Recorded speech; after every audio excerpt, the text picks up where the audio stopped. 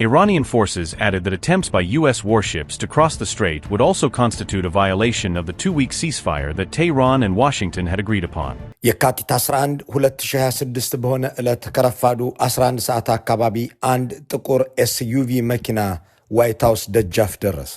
ከመኪናው የወረዱት ሰው ከጋዜጠኞች እይታ ተሰውረው ወደ ውስጥ እንዲዘልቁ ተደረገ።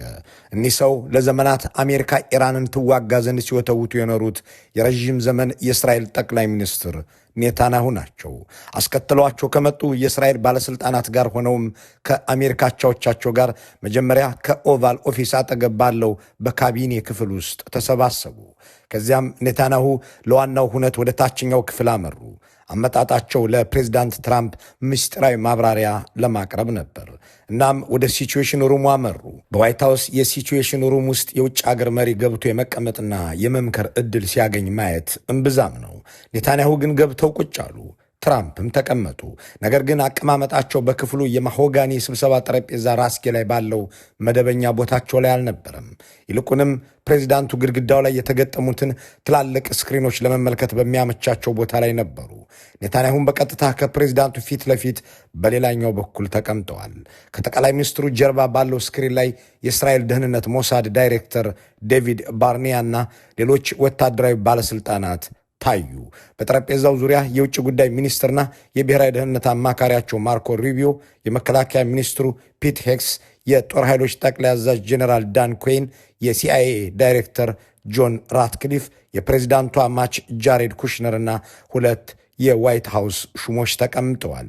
ስብሰባው መረጃ እንዳይወጣ ሲባል በጠባብ ክበብ የተደረገ ሲሆን ምክትል ፕሬዝዳንት ጄዲ ቫንስ በዕለቱ ወደ አዘርባይጃን ተጉዘው ስለነበር አልተገኙም። ኔታንያሁ በኢራን የአገዛዝ ለውጥ ለማድረግ ትክክለኛ ወቅት ነው አሉና ተናገሩ። የአያቶላሁ በሕይወት መቀጠል አደገኛ ውጤት እንዳለውም አብራሩ። ይህም እርምጃውን ፈጣንና አስፈላጊ ያደርገዋል አሉ። ከመኖሪያ ቤታቸው አቅራቢያ አያቶላህ ኻሜናይ ውይይት የሚያደርጉበትን አንድ ቦታም ለይተናል፣ ማታ ማታ በዚያ ይታያሉ፣ መግደል አለብን አሉ። የአሜሪካና የእስራኤል ጥምር ጥቃት የእስላማዊቷን ሪፐብሊክ ማክተም እንደሚያመጣም አጥብቀው ተከራከሩ። ትራምፕንም ለማሳመን እንዲረዳ አገዛዙ ቢወድቅ ኢራንን ሊመሩ ይችላሉ ያሏቸውን ግለሰቦች የሚያሳይ ቪዲዮ በስክሪኑ ላይ ያሳዩ። ከእነዚህም መካከል በዋሽንግተን የሚኖሩት የቀድሞ የኢራን ሻህ ልጅ ረዛ ፓህላቪ ይገኙበታል። እስራኤላውያኑ የኢራን የባላስቲክ ሚሳይል ፕሮግራም በጥቂት ሳምንታት ውስጥ ሊወድም እንደሚችልና የሆርሙዝ ወሽመጥ የመዘጋት አቅሙ ወዲያውኑ እንደሚዳከም ገለጹ። ትራምፕም ይህንን ሰምተው ለእኔ ጥሩ ይመስላል አሉ። ከዚያ በኋላ ውይይቶች ለቀናትና ለሳምንታት ተካሄዱ። የካቲት 28ም ጦርነቱ ተጀመረ። ይህ ሪጅም ቼንጅ ኢንሳይድ ዘ ኢምፔሪያል ፕሬዚዳንሲ ኦፍ ዶናልድ ትራምፕ ከሚለውና በቅርቡ ለንባብ ከሚበቃው ከማጊ ሄብርማን እና ጆናታን ስዋን መጽሐፍ የተወሰደ ነው። የኢራን ወረራ ዋዜማ ላይ የነበረው የቴልአቪቭና ዋሽንግተን ተከታታይ ውይይቶች የሚያትተው ይኸው ጽሑፍ በኒውዮርክ ታይምስ ላይ ከታተመ በኋላ መነጋገሪያ ሆኗል። ሁለቱ ጋዜጠኞች የአሜሪካውን ቤተ መንግሥት ጓዳ ጎድጓዳ የሚያውቁ ናቸው። በዚህ የምርመራ ዘገባቸው ያጋለጡትም የእስራኤል ባለሥልጣናት እንዴት አድርገው ፕሬዚዳንት ትራምፕን ወደ ጦርነት እንዳስገቧቸው ነው። ሁሉም የዋይት ሃውስ ሰዎች ያንን ምስጢራዊ ስብሰባና ሪፖርት በሙሉ ልባቸው አልተቀበሉትም። የማይመስል ደግሞም የማያዋጣ ነው እያሉ የተናገሩበት ነበሩ። በጋዜጣው ላይ የታተመውን ሪፖርት በዝርዝር ከተነበበ በኋላ ከዛ በፊት የነበረው በየካቲት 16 ስብሰባ ላይም እንደ ትልቅ ስጋት ተነስቶ የነበረው በጠቅላይ ሚኒስትር ኔታንያሁ ግን ስለተናናቀው አንድ የዓለም ጉሮሮ አጀንዳ ሆኗል፣ ሆርሙዝ። ይህንን የባህር ኬላ ኢራን ልትዘጋው እንደምትችል የዋይት ሃውስ ሰዎች በስጋት ሲያነሱ ጠቅላይ ሚኒስትር ኔታንያሁ የሰጡት ምላሽ ቀድመን ወታደራዊ አቅማቸውን ስለምናሽመደምደው አይሳካላቸውም የሚል ነበር። ሆኖም ውጤቱ የአሜሪካኖች ስጋት ልክ እንደነበር አረጋግጧል። ኢራን ሆርሙዝን ለመዝጋት እንደ ድሮ ማስፈራራትና የተለመደ ዛቻዋን ማስቀጠል ሳይሆን ተግባራዊ እርምጃ ወሰደች።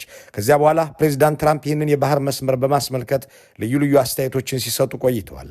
በመጀመሪያዎቹ የሆርሙዝ የመዘጋት ቀናት መፍትሄ አድርገው ያቀረቡት ኢራን ላይ የጣሉትን ማዕቀብ በማንሳት ለዓለም ገበያ ነዳጅ ታቅርብ የሚለውን ነበር። የዓለምን የነዳጅ ዋጋ ለማረጋጋት የሚዋጉትን አገር ወታደራዊ አቅም የሚያጠናክር ውሳኔ ያሳለፉት ፕሬዚዳንቱ የኢራን መንግስት ነዳጅ እንዲሸጥ ፈቅደውለት $140 ሚሊዮን አግኝቷል።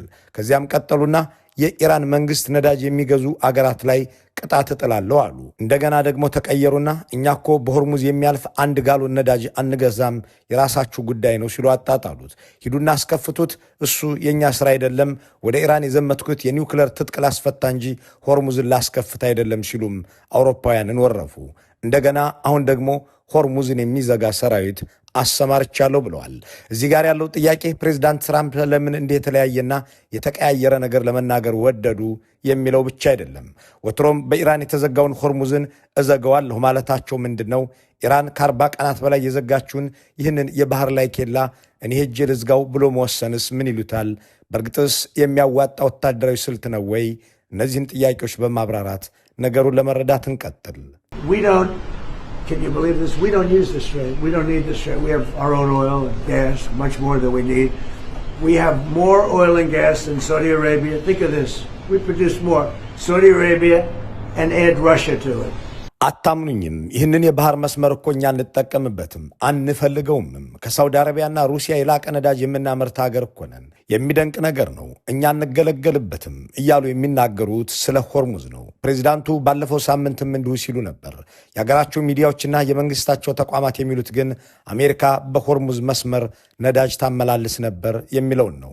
ሰንዳይ ጋርዲያን የአሜሪካን ኢነርጂ ባለስልጣን ዋቢ አድርጎ ትራምፕ ባህሩን ተጠቀምንበት አናውቅም ቢሉም የፈረንጆች 2026 ከገባ ጀምሮ ብቻ ከ400,000 እስከ 500,000 በርሜል የሚደርስ ነዳጅ በየቀኑ አስገብተናል በሆርሙዝ በኩል ብሏል። ይህም አሜሪካ ከውጭ ከገዛችው ድፍድፍ ነዳጅ 2% ከአጠቃላይ የአሜሪካ ነዳጅ ግብይት ደግሞ 7% ይሸፍናል ሲልም የፕሬዝዳንቱን ንግግር ሐሰተኛነት ጽፏል። ይህንን የአሜሪካ ነጋዴዎችም ነዳጅ የሚያመላልሱበትን የባህር መስመር እንደዘጋው የገለጸው የኢራኑ አብዮታዊ ጦር በባህሩ ላይ የሚያልፉ መርከቦችን በፍጥነት የሚያጠቁት ጀልባዎች፣ ድሮኖችን፣ ጸረ መርከብ ሚሳይሎችን ተጠቅሞ እርምጃ ሲወስድ መክረሙን ገልጸዋል። ኢራን ይህንን የባህር መስመር ያለኔ ፈቃድ የማይንቀሳቀስ ተፈጥሮ ነው ብላ ከዘጋችሁ በኋላ በቀጥታ ከ20 በላይ ጥቃቶችን በንግድ መርከቦች ላይ ፈጽማለች።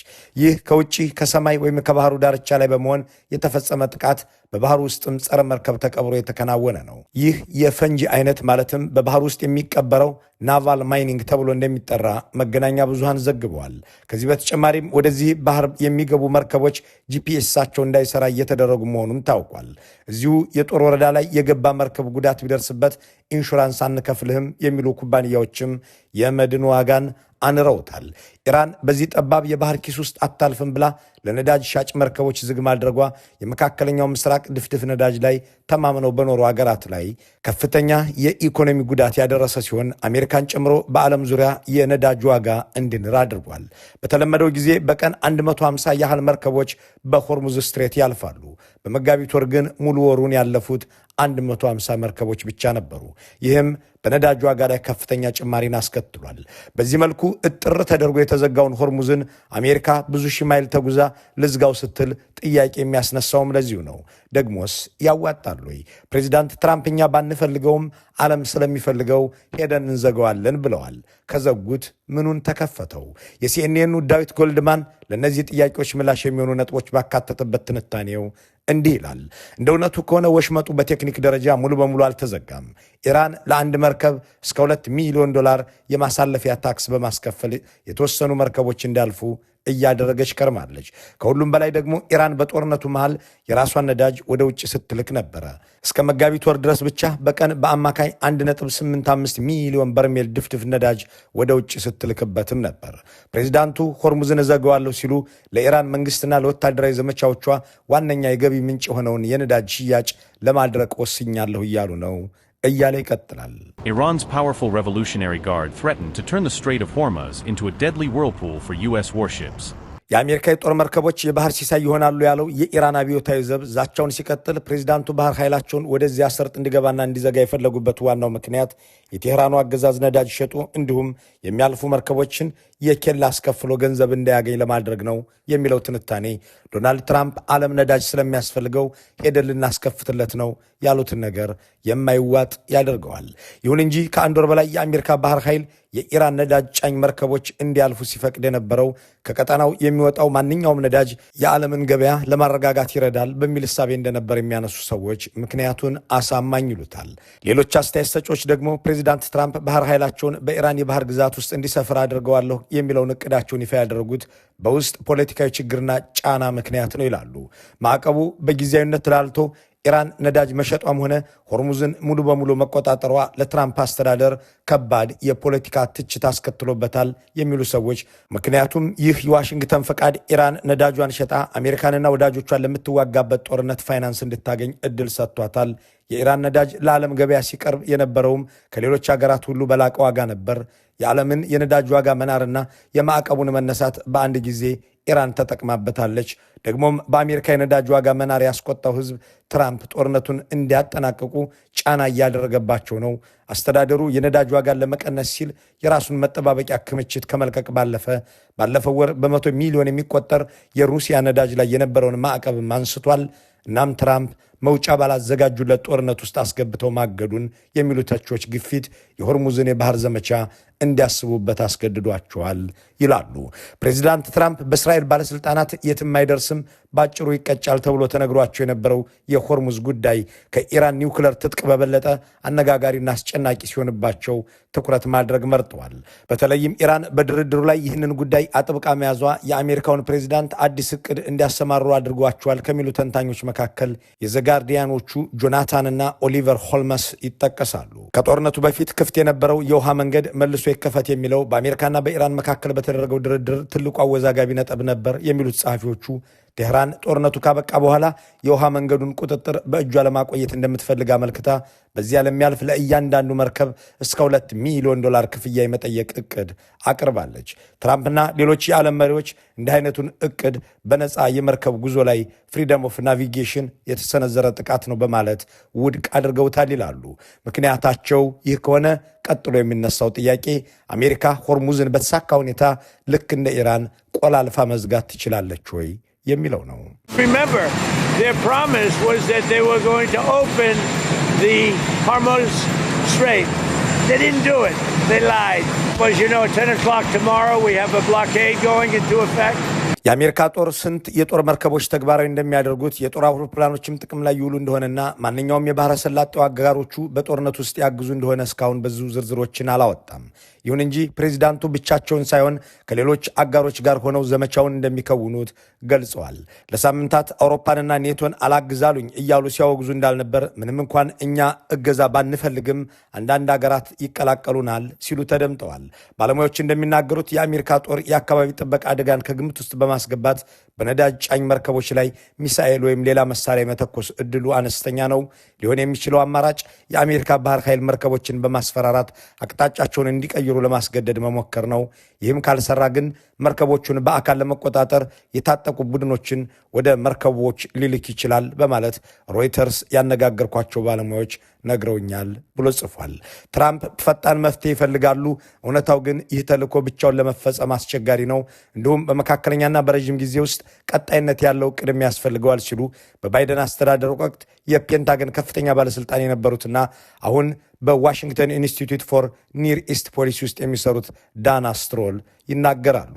በኢራን አቅራቢያ ባሉ አካባቢዎች ማንኛውም የአሜሪካ ባህር ኃይል ተገኘ ማለት ከደጀኑ ርቆ ለጥቃት ተጋለጠ ማለትም ነው ሲሉ ያክላሉ።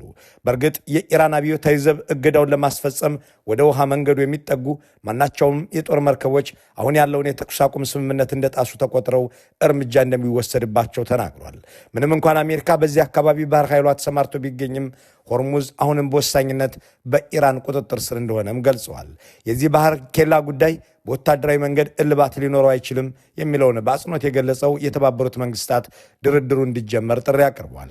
ፓኪስታንም የተበላሸው የሰላሙ ሊመለስ ንግግሩም እንደገና ይጀመር እያለች ስለመሆኗ ተዘግቧል። President Trump announced the blockade over the weekend after 21-hour marathon negotiations between the U.S. and Iran in Pakistan. CBS News has learned that Pakistan is pushing to get the two sides to resume negotiations after there was no breakthrough. የአሜሪካ ባህር ጦር በሆርሙዝ አቅራቢያ ለዘመቻ መሰማራቱ የተዘጋውን መስመር ያስከፍታል ወይ፣ በነዳጅ ዋጋስ ላይ ቅናሽ ያመጣል ወይ ለሚለው ጥያቄ መልስ ለማቅረብ የሚሞክሩ ተንታኞች የማይሆን ነገር ነው ይላሉ። የአሜሪካ ዘመቻ የሌሎች ሀገራትን መርከቦች የጉዞ ነጻነት የሚያረጋግጥ ከሆነ ዋጋው ሊቀንስ ይችላል የምትለው የኒውዮርክ ታይምስዋ ኤፍራታ ሌቪኒ አካባቢው የጦር ሜዳ እስከሆነ ድረስ ወደዚያ የሚሄዱ መርከቦች የኢንሹራንስ ዋስትና አይኖራቸውም ትላለች። የእገዳውን ተገቢነት የሚያብራሩት የቀድሞው የአሜሪካ ባህር ኃይል አዛዥ ጄምስ ስታቭሪዲስ ባለፈው አንድ ወርና ከዚያ በላይ የሆርሙዝ መስመር ተጠቃሚ የነበረችው ራሷ ኢራን ብቻ ስለነበረች ይህ መደረጉ ልክ ነው ይላሉ። የአሜሪካ ባህር ኃይል የተዘጋውን ሆርሙዝ ልዝጋው ብሎ መሄዱ የዓለምን ነዳጅ ዋጋ ሊያረጋገው ይችላሉ የሚለውን ጥያቄ የተመለከቱ አስተያየት ሰጪዎች ደግሞ ኧረ ይልቁን የሚያባብሰዋል፣ በውድ ዋጋም ቢሆን የኢራን ነዳጅ በዓለም ገበያ ላይ እንዳይቀርብ ይታገዳል፣ ይህም ዓለምን ይጎዳል ይላሉ። ስለ ጉዳዩ የተጠየቁት ፕሬዚዳንት ትራምፕም በፎክስ ኒውስ በኩል በስልክ ሲናገሩ የነዳጅ ዋጋ ትንሽ ሊጨምር ወይም ባለበት ሊቀጥል ይችላል ከማለት ውጪ የእሳቸው ጦር ወደ ሆርሙዝ መሄዱ የሚቀይረው ዓለም አቀፍ የኢኮኖሚ እውነታ እንደሌለ ገልጸዋል። ኢራን በበኩሏ አሁንም ጥቅም ላይ ያልዋሉ አቅሞች አሉኝ፣ ያንን ተግባራዊ አደርግ ዘንድ አሜሪካ ደጃፌ ላይ መታልኛለች ብላለች። ያላት አቅም ምን እንደሆነ ግን እስካሁን በገቢር አልተገለጸም። ትራምፕ እሁድ ዕለት በእኛ ላይ ወይም በሰላማዊ መርከቦች ላይ የሚተኩስ ማንኛውም ኢራናዊ ወደ ገሃነም ይላካል ሲሉ ዝተዋል። መልካሙን ሁሉ በመመኘት በዚሁ እንሰናበታለን።